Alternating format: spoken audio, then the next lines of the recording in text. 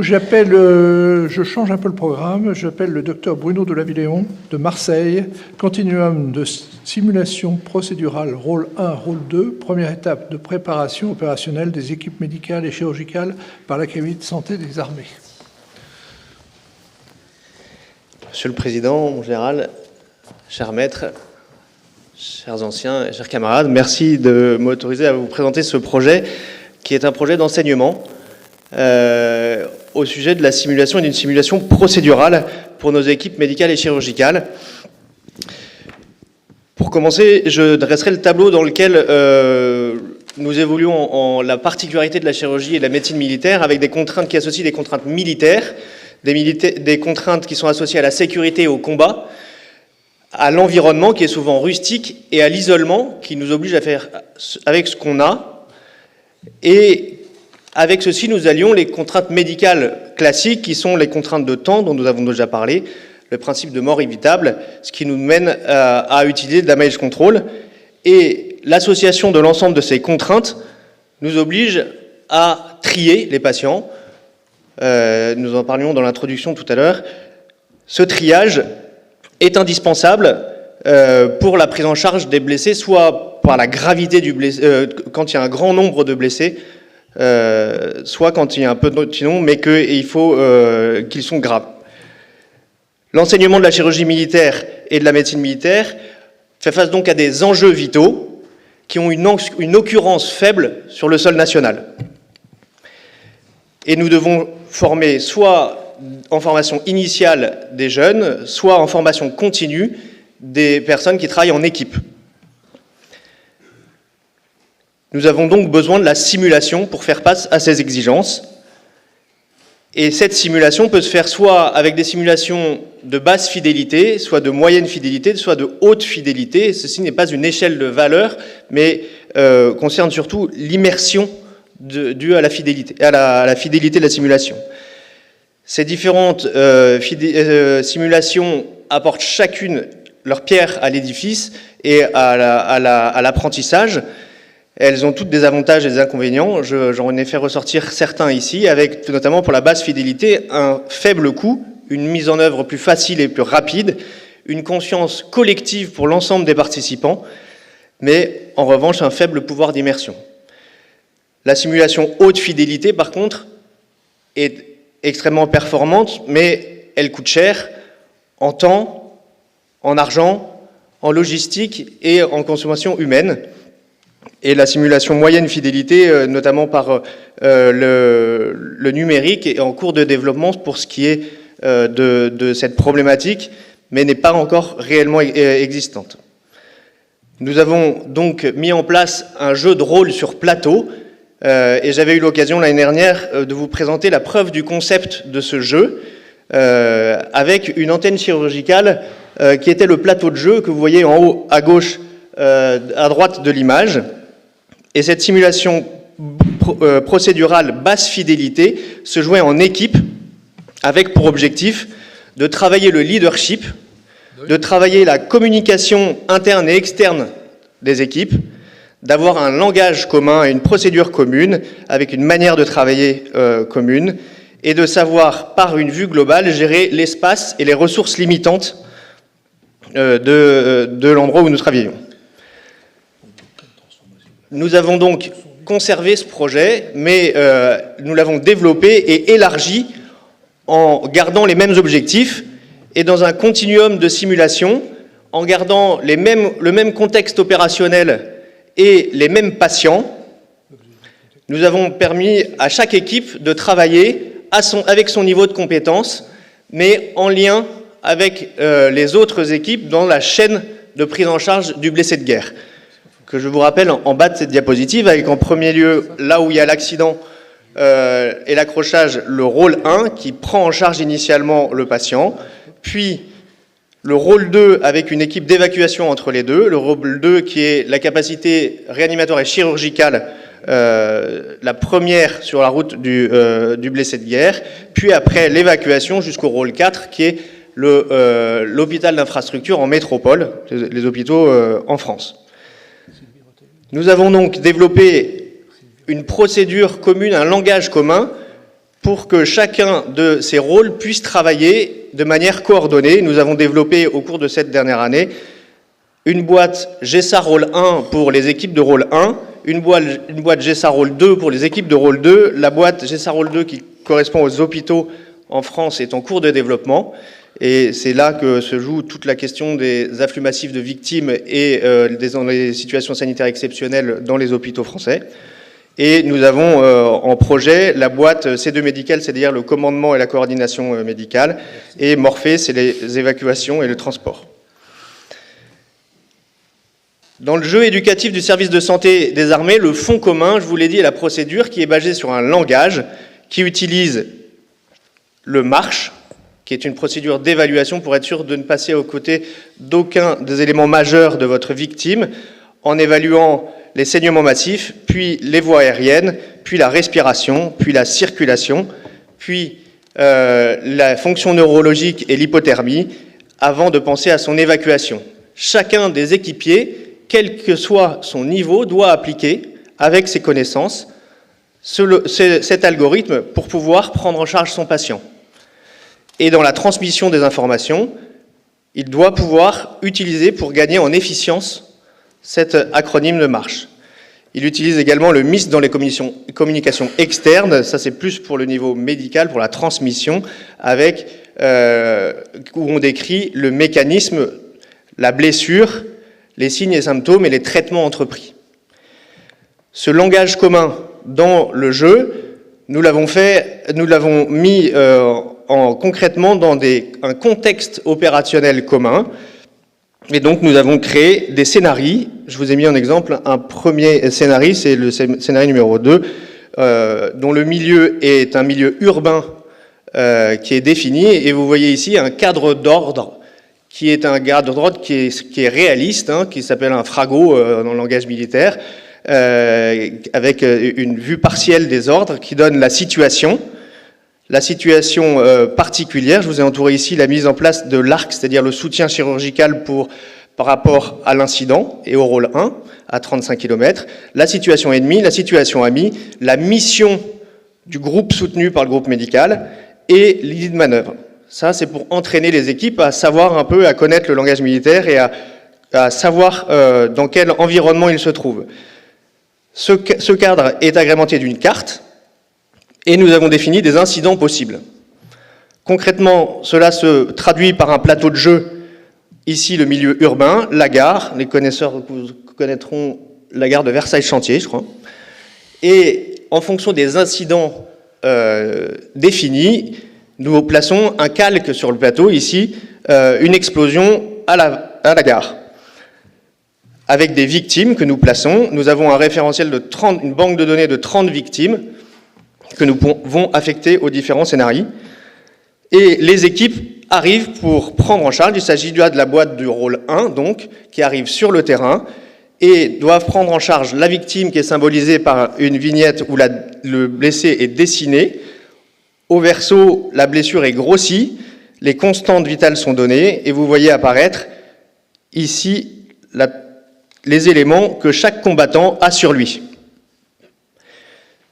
Nous demandons donc à ceux qui prennent en charge les victimes d'appliquer leurs procédures pour évaluer, pour tout d'abord respecter la sécurisation de la zone et leur propre sécurité, relever la victime, réaliser un premier bilan et avec ce qu'ils ont à leur disposition dans la trousse du combattant, soigner, puis respecter la création d'un point de regroupement de blessés et ensuite examiner plus à fond en utilisant le MARCH leurs blessés, remplir la fiche médicale de l'avant qui est standard et qui respecte le MARCH que vous pouvez s'afficher ici, et puis les mécanismes et pour donner le MIST et une transmission complète.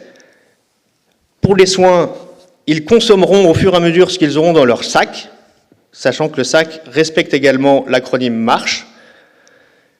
Et bien sûr, à chaque étape, ils rendront compte à leur chef d'équipe, qui sera en l'occurrence le médecin. Ceci permettra d'avoir, pour une équipe et pour tous les équipiers, une vue globale autour de ce plateau de jeu pour le leader de travailler son leadership, de travailler sa communication, car il existe aussi la communication externe avec le commandement et la régulation, d'allouer les ressources qui ne sont pas inépuisables et d'organiser son équipe.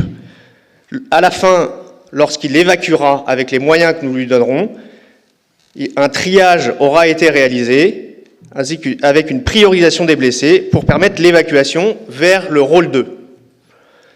Et c'est ici le début de la deuxième équipe qui entre en jeu, avec la deuxième boîte, le GESA rôle 2, qui symbolise l'antenne chirurgicale. Vous voyez ici la zone de triage qui peut accueillir 8 victimes, le déchocage 2 victimes, le bloc opératoire 2 chantiers opératoires simultanés en fonction de la composition de l'équipe et une zone de réanimation post-opératoire 4 patients. Le matériel n'est donc pas inépuisable et la structure pas extensible. Il faudra donc à nouveau trier à son arrivée et évaluer, puis prendre en charge et évacuer avec les mêmes objectifs que le rôle 1, en respectant les mêmes procédures. Les patients se présenteront sous cette forme, après la prise en charge par le rôle 1, soit des militaires que vous voyez sur la gauche, soit des ennemis au milieu, soit des personnels civils que je symbolisais par un enfant, mais il y a tout type de blessés. Le blessé est donc schématisé sur la face, sur le recto de la carte, avec une description brève et les constantes vitales à son arrivée. Si au cours du bilan, le joueur réalise une fast échographie, nous lui donnons le résultat sous forme d'une carte, et vous voyez le plateau de jeu en cours d'une partie, avec les personnes en cours de triage, les joueurs positionnés ici, 2 victimes qui occupent le déchocage, dont certains sont transfusés. Nous verrons un plus gros plan ici, 2 personnes au bloc opératoire et des personnes hospitalisées. Le zoom sur le bloc opératoire, vous voyez 2 victimes avec les chirurgiens à côté, qui sont donc monopolisés pendant cette phase de jeu, et la consommation de 2 kilos globulaires pour chaque victime, sachant que la banque de sang ne contient que 15 kilos, donc il faudra faire avec les autres victimes. Voici une équipe en cours de jeu qui, sans surprise, travaille les mêmes objectifs que l'équipe de rôle 1, avec le leadership. Vous voyez le leader qui répartit ses joueurs, ses coéquipiers, et qui travaille chacun a une vue globale de la situation, n'est pas pris dans un tunnel, et ainsi tout le monde peut travailler l'organisation, l'allocation des ressources et la communication. À la fin, sans surprise, grâce au tableau de triage, la catégorisation sera réalisée avec une priorisation en vue d'une évacuation. Nous avons eu l'occasion de tester et d'avoir des retours sur cette formation, notamment sur la formation initiale de nos jeunes camarades médecins en fin de formation. 90% se disaient plus performants après avoir joué et avoir mieux compris le triage, trouvaient le jeu facile d'utilisation qui leur permettait d'avoir une vue globale plus importante et qu'ils aimeraient à nouveau l'utiliser à l'avenir pour s'entraîner. Ils le trouvaient donc utile, pour 90%, clair et compréhensible, avec une durée de formation adaptée. La phase de jeu est globalement d'environ 30 à 40 minutes en fonction des équipes. Et le maître du jeu arrête le jeu après pour faire le point sur l'évacuation et la priorisation. 70% des joueurs étaient sortis de leur zone de confort et la note globale donnée en satisfaction pour ce jeu était de 7,99 sur 10. Voilà, donc ce continuum qui nous permettra de simuler en continu la chaîne de santé et de travailler ensemble nos communications pour garder en efficience et valider pour le rôle 1 et le rôle 2, la boîte de rôle 4 qui nous permettra de travailler les afflux massifs de victimes et les situations sanitaires exceptionnelles en France est en cours de création. Et bien sûr, l'avenir et l'entraînement de toute la chaîne, en vue, bien entendu, de la simulation haute fidélité, puisque l'objectif est d'arriver mieux préparé avec une simulation que nous pouvons faire, la simulation procédurale, nous pouvons la faire n'importe où, n'importe quand, tandis que la simulation haute fidélité demande plus de moyens, je l'ai dit en introduction. Vous voyez ici la même équipe qui jouait tout à l'heure sur la photo du GESA Rôle 2 est ici en simulation haute fidélité le lendemain. Je vous remercie de votre attention. Merci Bruno pour cette présentation. Je suis très content de voir sur la photo que les gens jouaient debout. C'est très important parce que c'est un moment où j'ai vu... ce jeu est très dépendant de l'animateur. Il faut que les gens jouent à ce jeu. Il faut que moi, j'attends souvent, je les laisse parler pendant 10 minutes jusqu'à ce que le ton monte entre eux, parce que ça les fait discuter, discuter sur les différentes réflexions, sur les différentes prises en charge. Alors c'est vrai que dans le service de santé des armées, on n'a pas forcément beaucoup d'argent, mais on a des idées. C'est un exemple.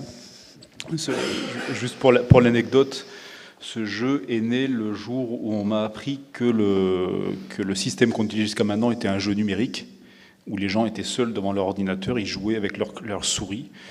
Et un jour, le lendemain, on devait faire un exercice pour les médecins généralistes. On m'a dit l'entreprise a fait faillite, il faut trouver une solution.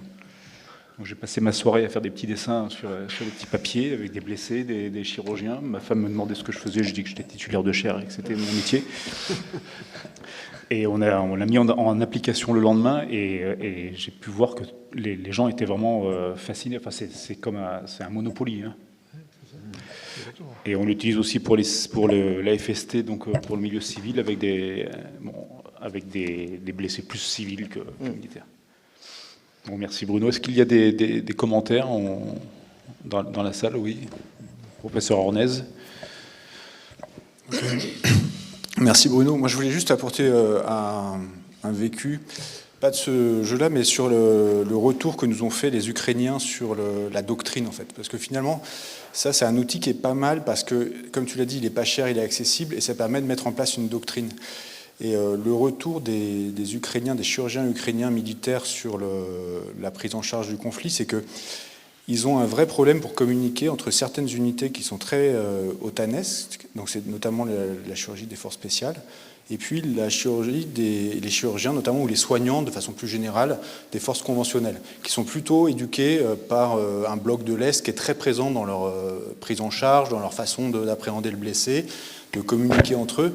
Et finalement, je pense qu'une des forces de l'armée française, c'est notamment le marche Ryan, toutes ces choses-là, et l'enseignement de cette doctrine, parce que ça nous permet de communiquer avec un médecin généraliste qu'on n'a jamais vu, qui arrive au rôle 2 et qui va nous passer en quelques secondes un bilan quasiment très audible par l'équipe. Et finalement, un des gros défauts des hospitaliers, c'est de dire « oui, mais nous, on est hospitaliers, on n'a pas besoin du marche et on n'a pas besoin de faire ça ». Mais finalement, quand on est projeté, la limite ou la frontière entre le pré-hospitalier et l'hospitalier, elle n'est pas si nette que ça, notamment quand on est en toutes petites équipes, là, comme au module de chirurgie vitale. Et je pense que c'est vraiment une très grande force qu'il faut pérenniser dans la suite, c'est cette notion de doctrine. Et si on peut en plus l'enseigner à nos camarades civils, la même façon de prendre en charge et de gérer un afflux, finalement, si on est amené à être dans une situation d'afflux massif comme il semble qu'on se dirige, il y aura probablement un bénéfice énorme pour les patients et ça se fera sentir assez rapidement. Donc je pense que c'est un outil qui paraît assez rustique, mais qui a, à mon avis, de façon intrinsèque, des qualités pédagogiques et doctrinales qui sont importantes. Oui, l'avantage est, en fait, excusez-moi, Monsieur le Président, l'avantage est vraiment, en effet, l'apprentissage des procédures, parce qu'on s'aperçoit souvent que les gens savent, mais qu'ils ne s'expriment pas clairement, et qu'ils s'embourbent dans leurs explications et dans la transmission de la donnée, et c'est juste gagner en efficience en leur disant, c'est pas grave, en fait, tu connais le marche, bon, fais M, et t'annonce, A, et t'annonce, et ainsi de suite, et en fait, là, en 30 secondes, c'est fait, et le patient est transféré, et c'est pas grave, il va s'occuper de quelqu'un d'autre. Et c'est juste gagner en efficience. Je vous félicite tous Docteur pour la Philippe qualité. Passe le président. Oui, pour la qualité de ces présentations sur la formation pratique des opérateurs. C'est un sujet que l'Académie travaille depuis un certain temps, avec beaucoup d'intérêt. Et vous venez de dire quelque chose de très très important dans votre présentation. Vous avez parlé de simulation, ou vous ou votre prédécesseur, avec des outils très divers. Mais ce qui est important dans les outils de simulation, dans les nouvelles procédures de formation des opérateurs grâce à la simulation, c'est qu'on retrouve le principe du compagnonnage. À savoir, seul devant un ordinateur, on s'emmerde. Mais s'il y a quelqu'un en face pour commenter le travail, pour commenter l'utilisation, pour commenter le résultat. C'est passionnant. Ouais. Il faut pouvoir débriefer à la fin et faire en fait, que ce soit un vrai apprentissage. C'est-à-dire que j'étais limité par le temps, donc je n'ai pas tout détaillé, mais il y a, au verso de chaque carte, il y a des gestes attendus, notamment pour le rôle 2, et en fonction du blessé, on a mis un geste attendu. Il y a entre 2 et 4 gestes attendus, et à la fin du temps de jeu, à 40 minutes, quand on dit stop, on retourne toutes les cartes, et on voit quels gestes ont été faits, et sans dire il est mort, il n'est pas mort, en fait on distribue des pions rouges, des pions oranges ou des pions verts, et à la fin il compte le nombre de pions, et c'est une aide pour le débriefing. Docteur Rosenbaum. Oui, également pour faire suite à ce que vient de dire Philippe Marre, dans les simulations, l'apprentissage par simulation, il existe des process d'auto-évaluation à chaque phase qui peuvent être également intégrés au système par des systèmes un peu automatisés, puisque vous avez décrit différentes phases, et donc on peut avoir des auto-évaluations à ces phases qui permettent de progresser et de revenir sur le geste qu'on n'a pas bien réalisé, ou la phase qu'on n'a pas bien réalisée. Ouais. C'était pour plus... Ouais, merci. Merci beaucoup.